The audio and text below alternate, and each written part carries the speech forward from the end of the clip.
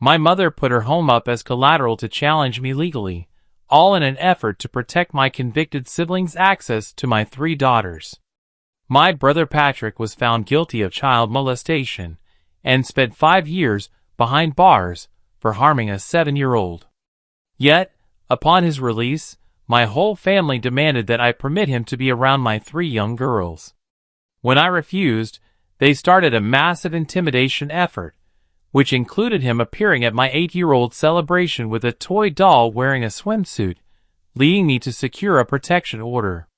However, my mom depleted her savings for his defense costs to oppose me, as the rest of the family tormented us and submitted false child welfare reports, compelling us to hand over $30,000 just to get him to back off. On the day Patrick left prison, my mother reached out to me 17 times. I already anticipated her intentions before answering. For months, she'd been priming me with talks of mercy and fresh starts, but I had no intention of letting a proven child abuser near my 3 daughters. Patrick had completed a 5-year term for his actions against a neighbor's child. The victim was only 7. My eldest daughter had recently turned 8, but I was labeled the villain in the family for rejecting the idea. Mom showed up at my residence the day he was freed. She came armed with a full monologue about his reformation and finding faith. She produced a binder filled with credentials from prison initiatives. He completed all available classes, she declared. This supposedly wiped away his past deeds. Where's your sense of compassion? I kept my reply straightforward. He wasn't allowed in my household. Not for meals, not for festivities, and not even briefly. My daughter's well-being was paramount. Mom's face shifted from begging to pure rage. She snapped. Those are his nieces. You're robbing him of his kin. The shaming offensive kicked off right away. My sister Beth phoned, sobbing about Patrick lacking a place to stay. Each day, Dad forwarded religious passages on absolution.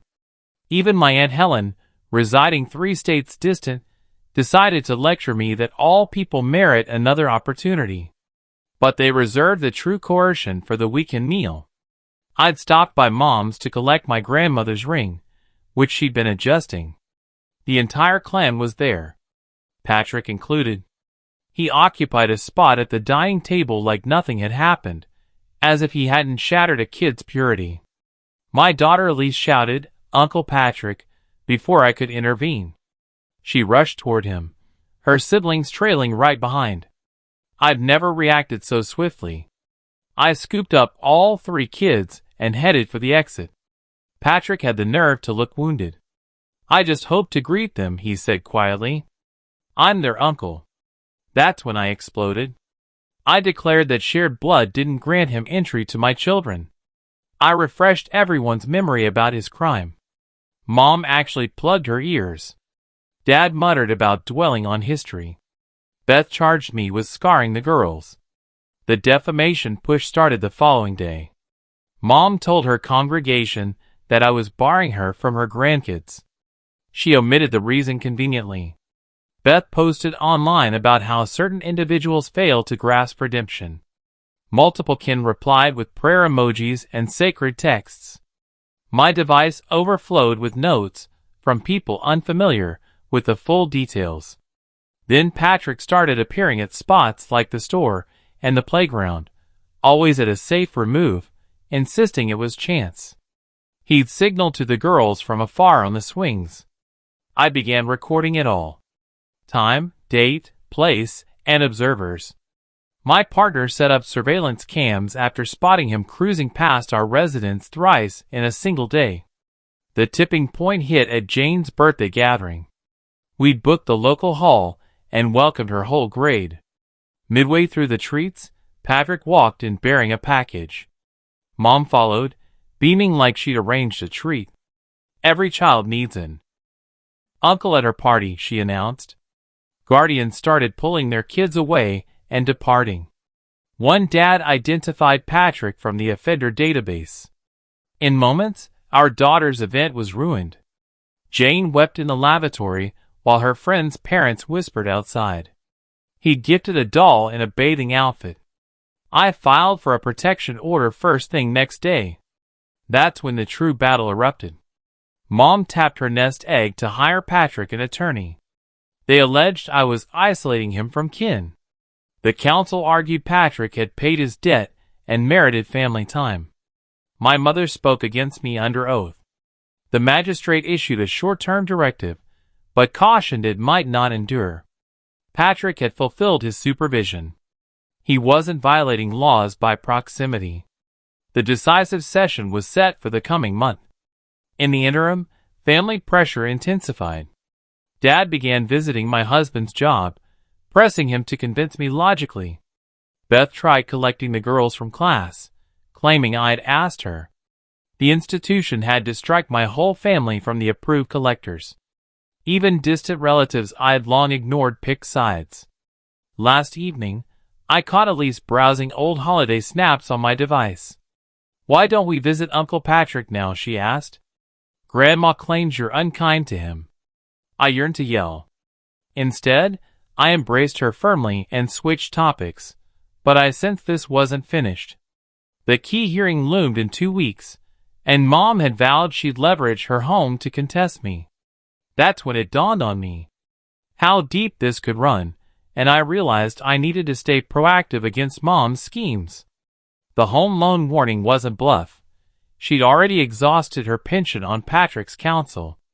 I started contacting every local family law specialist and booking meetings. By consulting them first, I could create conflicts, forcing Mom to seek lawyers farther afield.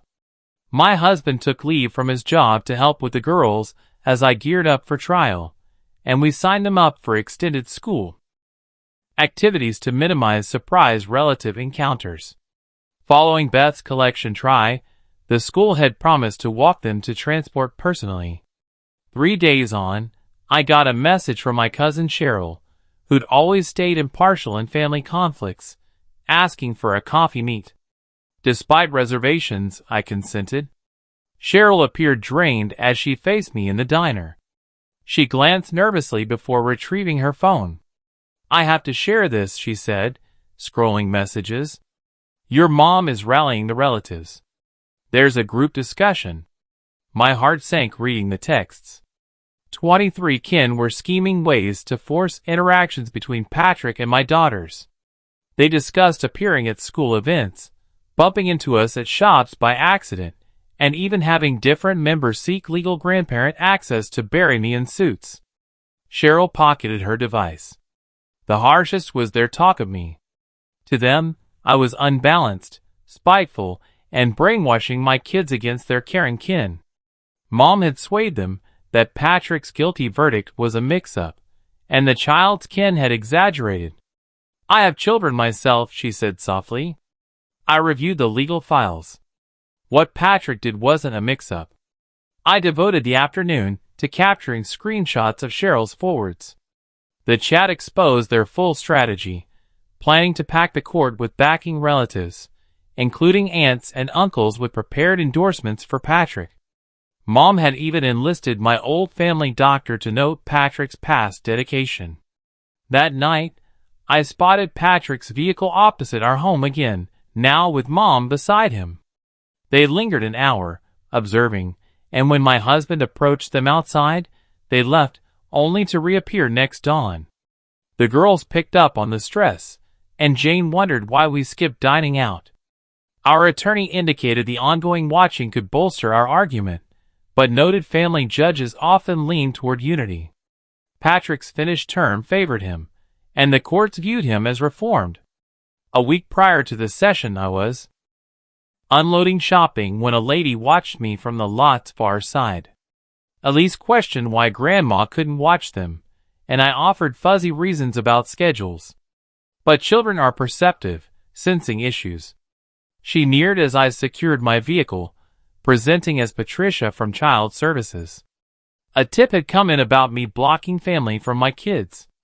My grip trembled handing her my attorney's details. Patricia was courteous yet detailed. Our counsel demanded the welfare report, which charged psychological harm via family separation. The inspection passed smoothly.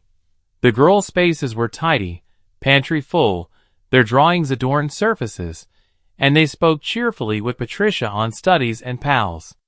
But I recognized this as another ploy to exhaust me. It stemmed from Mom's location, as she'd officially charged me with psychological harm for shielding my children from a proven child offender. The absurdity might have amused if not so alarming. As the session neared, Patrick grew bolder, running by our home daily, sticking to public areas, and gesturing at the panes, where the girls could spot him. I confined them from front areas, but it turned us into captives indoors. Dad dropped voice messages on family ruin. Beth dispatched lengthy notes on mercy and recovery. Blocked kin made fresh online profiles to contact me. They echoed the refrain. I was harsh, illogical, and lacking faith. Then the mail arrived. Mom led a drive where kin pinned notes. I caught the one sent to our address, but the breach stung deeply. They were now targeting my daughter straight. I scanned each before destroying, and they mirrored a pattern. How they longed for the girls. How Uncle Patrick felt sorrowful. And how Mommy separated them. One end attached images of Patrick seeming downcast. My husband added extra security and alerts, while another included sketches Patrick supposedly created for them during incarceration. I'm puzzled why the whole family is so committed to upholding Patrick's privileges. With 23 kin in a chat group and unified notes from all, we altered paths to education and outings. I shopped in adjacent areas, and we essentially hid while at home. The days before court, Mom executed her largest step. She sought urgent grandparent contact rights, depicting me as a shaky parent who'd severed family ties baselessly. She requested prompt monitored sessions with the girls, allowing Patrick to join his uncle. Our attorney termed it a scattershot tactic. Hurl all and watch what it hears. The urgent claim would join our protection request review, and Mom aimed for a judge to split by rejecting protection but allowing her access. I used that time compiling proof, camera recordings, logs of each event, chat captures, endorsements from educators and physicians who truly understood, or the session dawn came cloudy and misty. I chose attire thoughtfully, modest yet not stern, and my husband donned his sole formal wear. We left the girls at school ahead, my gut churning at parting, despite enhanced safeguards. The court lot brimmed with known vehicles. Patrick occupied front seating with Mom and their counsel, in fresh attire and trimmed hair. He resembled a proper relative, not a listed offender. I saw aunts, uncles, cousins, and acquaintances, grouped and murmuring, casting grim stares as we went by. Mom wiped her eyes with cloth, the portrait of a sorrowful elder. Our courtroom side was almost bare, only us, our counsel, and unexpectedly Cheryl. She offered a slight affirmation as we settled. No matter the outcome, I'd block their victory. As the judge arrived, I clasped my husband's palm. All our struggles hinged on now. My daughter's security hung in balance, and I stood ready to battle fully. The judge's mallet hit, launching proceedings. Our counsel showed monitoring clips first, displaying Patrick's repeated oversight of our dwelling. The dates indicated rising patterns. Mom's counsel rebutted that public roads allowed jogging. At initial break, I saw Beth in corridors dialing, eyeing me while murmuring hastily. My husband remained near, palm on my spine as we threaded through unfriendly groups. When Mom testified, she portrayed a devastated grandma barred from grandkids. Our counsel's questioning exposed truths under her mask.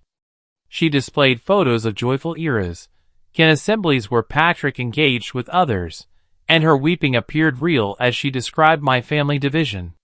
Quiz on Patrick's guilt, Mom asserted the victim's side inflated matters, and Patrick merely expressed care. Gallery kin affirmed her illusions, and the judge called short pause for proof check.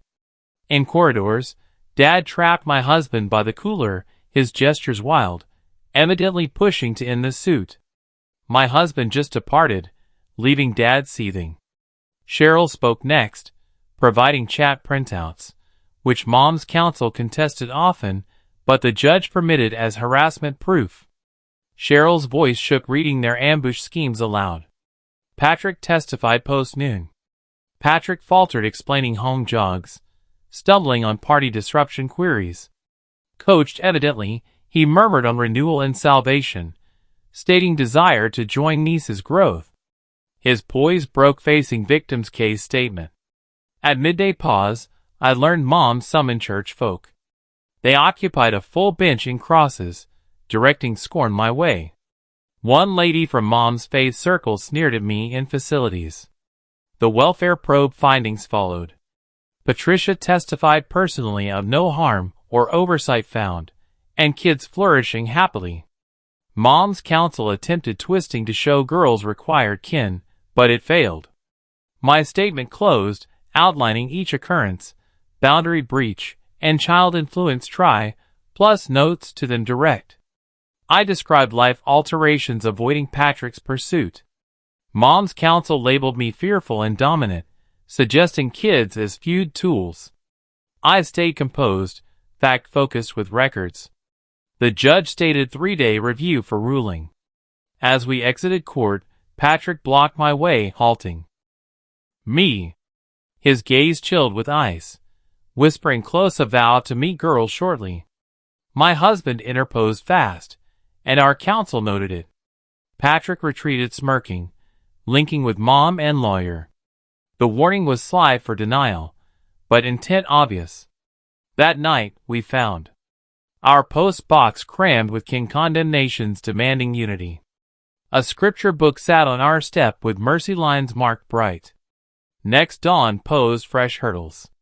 Jane's educator phoned to notify that Beth had appeared at the institution alleging a kin crisis.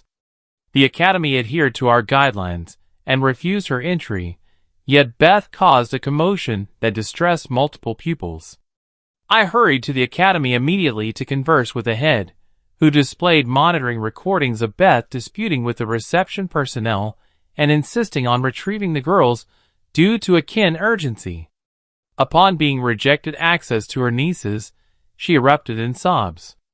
The head guaranteed me they'd monitor matters closely, but recommended exploring an alternative academy. The circumstances were generating disorder, and fellow guardians were worried.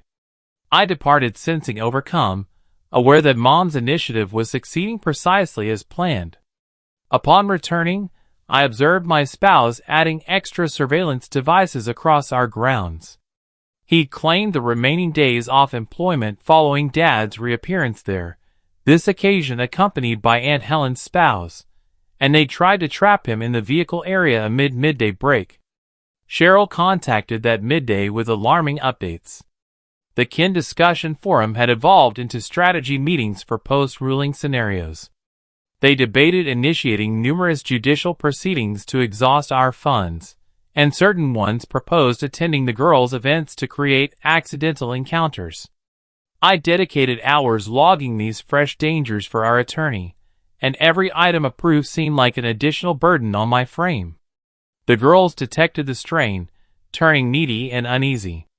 Elise had commenced experiencing bad dreams, though she couldn't describe what terrified her. Patrick intensified matters further 2 days post-session by emerging at the market where I was purchasing with the girls. He avoided direct contact, but placed himself where the girls could notice him, signaling vigorously and shouting their names. I hastened the girls from the market, leaving our basket behind. Jane questioned why we departed minus our purchases, and Elise inquired why we couldn't converse with Uncle Patrick. Their naive inquiries shattered my spirit as I labored to clarify without alarming them. That evening we uncovered that somebody had entered our rear yard. Although nothing was stolen or harmed, our daughters' exterior playthings had been repositioned, their toy structure entrance was ajar, and 3 packaged items had been placed within. The monitoring devices had inexplicably failed during that precise period, so my spouse summoned law enforcement while I verified each latch and pane. The authorities compiled a statement, but clarified that absent evidence of compelled access or recordings, options were limited. The packages held figures clad in swim attire, similar to the one from Jane's gathering, and the mental tactics were eroding my resolve. I startled at each noise, inspected latches compulsively, and scarcely rested. My spouse started operating remotely to ensure ongoing watchfulness. We became captives in our existence, precisely what Mom and Patrick desired. The dawn of the magistrate's verdict came amid a downpour, and we attired meticulously once more, readying for any result. I'd organized for a reliable acquaintance from my parenting circle to supervise the girls, an individual wholly detached from my kin. The judicial building was more crowded than prior. Within the chamber, Patrick positioned between Mom and their counsel, garbed in fresh formal wear, as though participating in a matrimony instead of trying to compel proximity to a threat. Mom had gathered extra advocates, encompassing various notable faith participants, who donned matching ensembles and bore placards advocating kin harmony. Mom gripped a cloth theatrically as the magistrate arrived bearing a bulky dossier of papers and started examining the matter. It appeared evident that an individual overlooked the essence of kin harmony, as he repeatedly pivoted to grin at kin who portrayed the oppressed sufferer. He referenced Patrick's fulfilled penalty and recovery courses, plus the proof of pursuit, organized intimidation, and a welfare claim that seemed vengeful. I sensed my pulse accelerating as he discussed the equilibrium between safeguarding youth and preserving kin ties, referencing instances where tribunals had restored households post-criminal judgments. Each phrase resembled another stride toward forfeiting all we defended. The magistrate's ruling was blended, yet he prolonged the protection directive for 12 months, mentioning the pursuit conduct and intimidation. The monitoring recordings displayed obvious pursuit trends, the forum texts revealed organized intimidation, and the celebration occurrence illustrated flagrant boundary ignorance. Mom's faction burst into murmurs and activity, while others seemed content with the incomplete success, and Patrick's expression concealed rage under composure. Nevertheless, he awarded Mom restricted elder access privileges, one monitored 60 minutes monthly at an impartial site, with Patrick prohibited from participating. Beth intercepted us in the corridor as we prepared to exit. Our counsel clarified that the protection directive now posed greater challenge to contest, and the monitored access provided us enhanced oversight of circumstances. We advanced with our counsel's aid, disregarding yelled inquiries regarding barring youth from kin. Guard stepped in when she seized my limb, trying to compel attention, and her expulsion generated another display of gazes and mutters. We had triumphed in the primary conflict, but at substantial expense. Mom now possessed an entry point, and Patrick would certainly utilize her sessions to sustain indirect links. Despite the monitoring devices, we found additional packages on our entrance upon reaching residence. This instance, 3 matching chains with core charms. The intent was evident. Patrick wasn't surrendering. He'd merely discovered fresh methods to infringe limits, while formally adhering to the tribunal mandate. That night, our counsel phoned with troubling updates. Mom's counsel had promptly submitted documents seeking broadened access, asserting that the monitored sessions were excessively limiting and damaging to the elder-youth bond. Once the girls retired, I conversed with my spouse about forthcoming actions, encompassing moving, switching academies, and even formally altering our identities. It appeared unfeasible to protect our daughters while preserving their routine existence. Cheryl forwarded captures from the Kin Forum, where they rejoiced Mom's incomplete win and plotted utilizing the sessions tactically. Some proposed Patrick materializing unexpectedly at the Access site, while others discussed donning capturing tools to collect proof against me. The subsequent dawn presented fresh obstacles. Jane's closest companion's guardian phoned to courteously withdraw her from an overnight stay since news had circulated about the judicial spectacle and Patrick's listing on the database. She expressed regret, but needed to consider every youth's security. I comprehended her stance, yet Jane's expression collapsed when I clarified.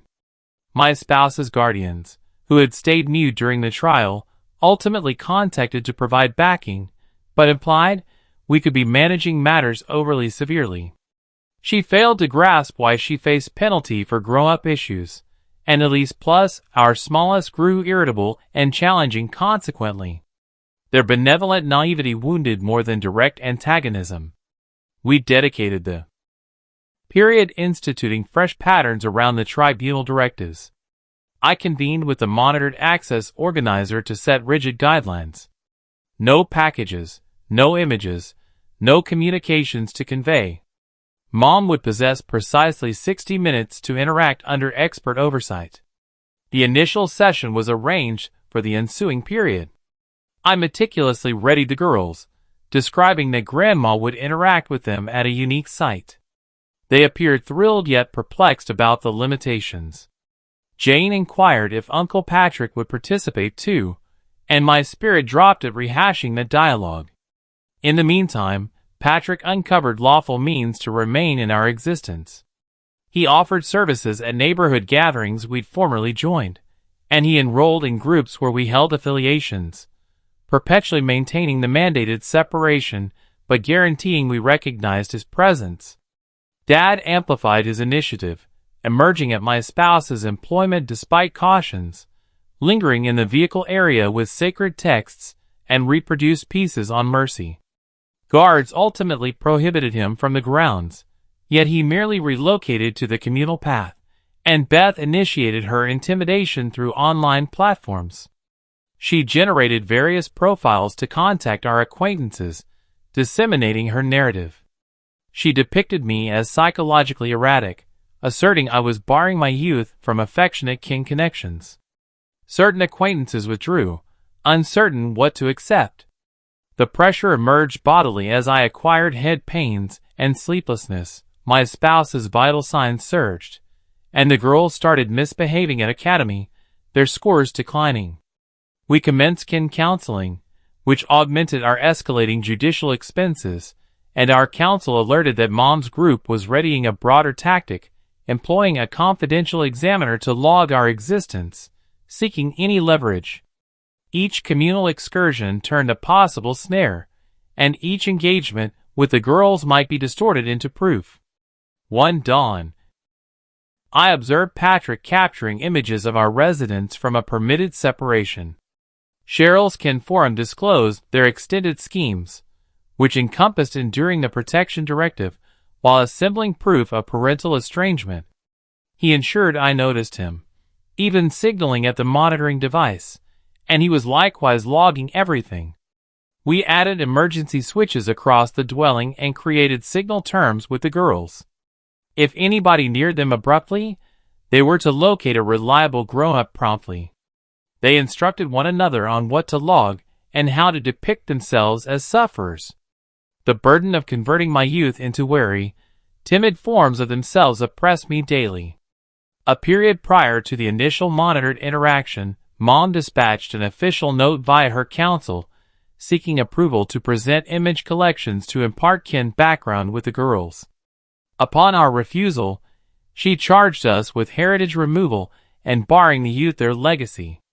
As the interaction neared, Patrick grew more insistent and started frequenting enterprises close to the interaction hub, creating valid motives to exist there. He couldn't access during the interaction, yet he could situate himself adjacent, and the regulations supported him. I convened with the interaction overseer to voice my worries, and she guaranteed that their guidelines were stringent. Yet, I could perceive the fatigue in her gaze. She had managed households like ours previously, and she understood how resolute people could evade even optimal protections. None of us rested soundly the evening prior to the initial interaction, and the girls detected our unease. Jane often asked if an issue existed. Elise adhered to me, and our smallest reverted to patterns she'd surpassed months earlier. That dawn I attired the girls thoughtfully, desiring them to appear properly tended while not providing Mom any basis to separate them from her. My grip trembled as I styled their locks, and my spouse verified twice the capturing tool our counsel had authorized us to possess. The interaction hub was a modified dwelling crafted to seem cozy while upholding safeguards, and we arrived ahead to acquaint the kids with the environment. The overseer escorted the girls to the interaction space while we lingered in a distinct zone. Mom reached punctually, attired flawlessly, and bearing a tiny sack. Her expression brightened as she viewed the girls through the glass, and for a short instant, I witnessed the elder she might have become if she hadn't selected Patrick over their protection. I observed on the sealed loop screen as Mom embraced them emotionally. She had carried sanction tinting sheets and markers for 30 minutes, and it seemed a standard elder interaction. Then Mom initiated her coercion, discussing absent kin occasions and how regretful all were. The overseer rerouted her multiple times, yet Mom was adept at nuanced sentimental coercion. When the interaction concluded, the girls were perplexed and distressed. They failed to comprehend why they couldn't view Grandma at her dwelling, or why Uncle Patrick couldn't interact either. The vehicle journey residents overflowed with inquiries that I labored to respond truthfully, without additional harming them. That midday, our counsel phoned. Patrick had submitted his personal claim alleging slander and sentimental anguish, asserting that our untrue charges had damaged his standing and bonds.